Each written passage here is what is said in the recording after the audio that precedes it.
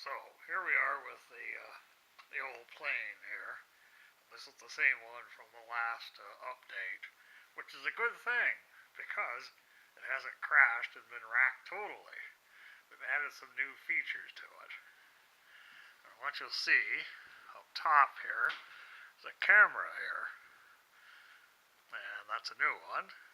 And then there's another little unit right here, which is a GPS unit. And it's also a sensor for altitude and a computer that takes the video signal from the camera, combines it with some information about the distance traveled, the height, and the speed, and adds that to the video picture. And then I'll just show you over here on the bottom of the plane is the transmitter antenna.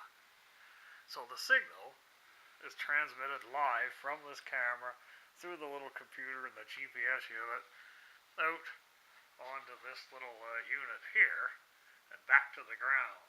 So that's the latest advancements in the plane technology here.